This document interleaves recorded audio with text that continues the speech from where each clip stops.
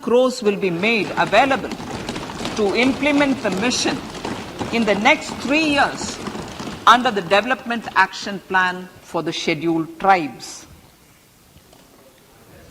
Ekalavya Model Residential Schools. In the next 3 years, Center will recruit 38,800 teachers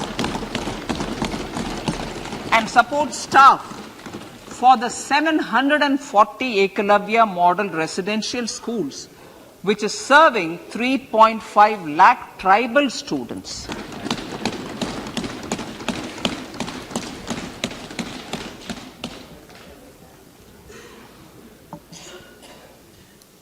In the drought-prone central regions of Karnataka, central assistance of 5,300 crore will be given to Upper Bhadra project to provide sustainable micro irrigation and filling up of surface tanks for drinking water. PM Awas Yojana.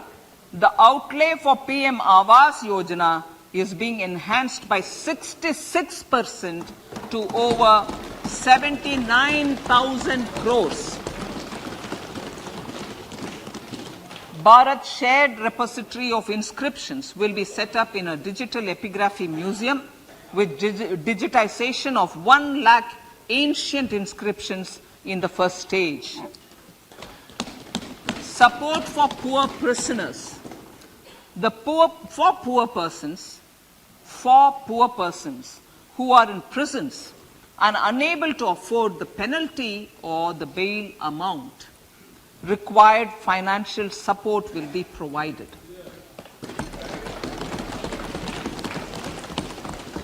Priority number 3, infrastructure and investment. Investments in infrastructure and productive capacity have a large multiplier impact on growth and employment. After the subdued period of the pandemic, private investments are growing again. The budget takes the lead once again to ramp up the virtuous cycle of investment and job creation.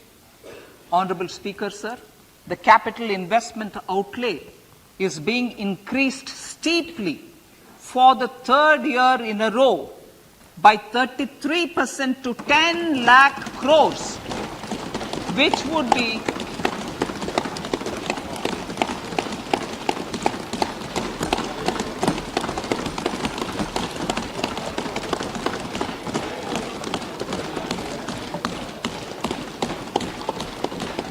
which would be 3.3% of GDP. This will almost be 3 times the outlay made in 2019-20.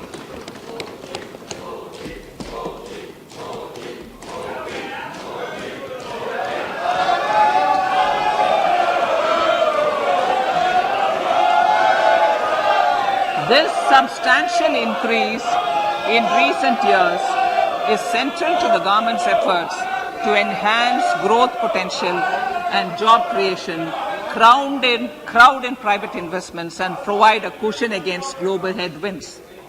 The direct capital investment by the Centre is complemented by the provision made for creation of capital assets through grants and aids to state.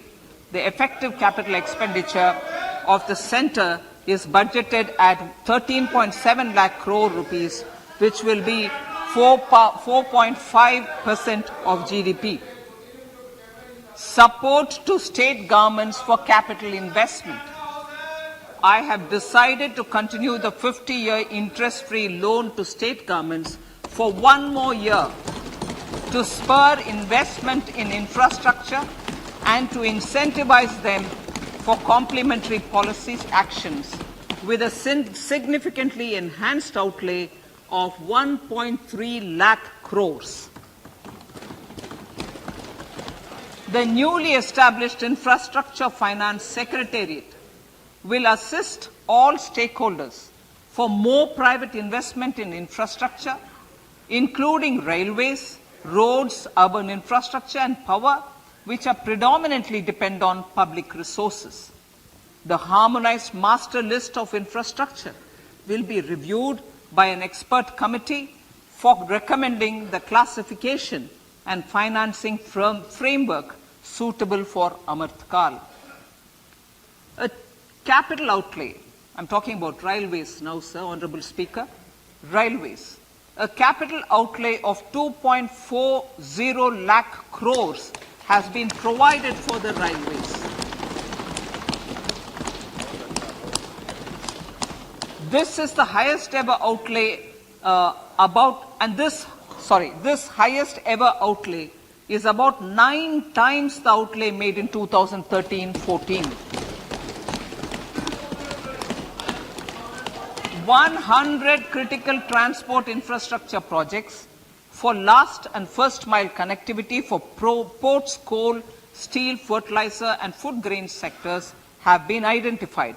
They will be taken up on priority with investment of 75,000 crores, including 15,000 crore from private sources. 50 additional airports, heliports, water aerodromes, and advanced landing grounds will be revived for improving regional air connectivity.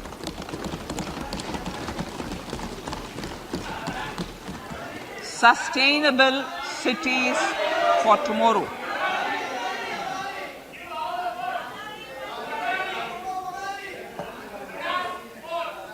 States and cities will be encouraged to undertake urban planning reforms and actions to transform our cities into sustainable cities of tomorrow.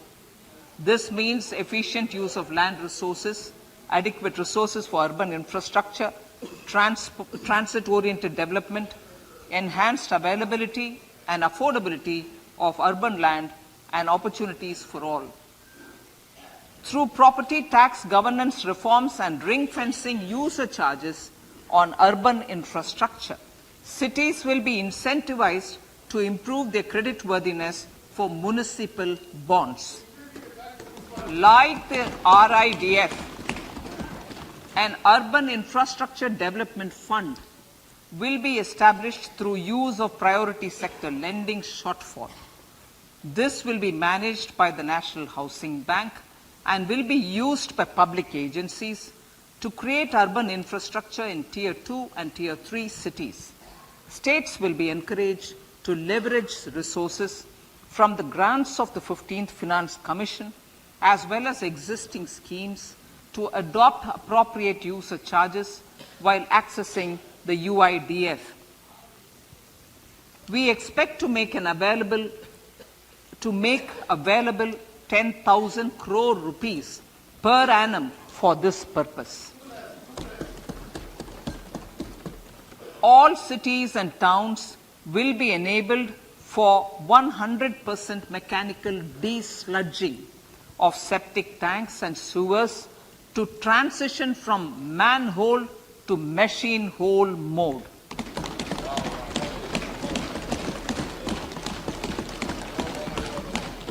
Enhanced focus will be provided for scientific management of dry and wet waste. Honorable Speaker, sir, our Prime Minister had said, good governance is the key to a nation's progress. Our government is committed to providing a transparent and accountable administration which works for the betterment and welfare of common citizens. Mission Karma Yogi. Under Mission Karma Yogi, Centre, states and the union territories are making and implementing capacity building plans for civil servants. The government has also launched an integrated online training platform, I Got Karma Yogi, to provide continuous learning opportunities for lakhs of government employees to upgrade their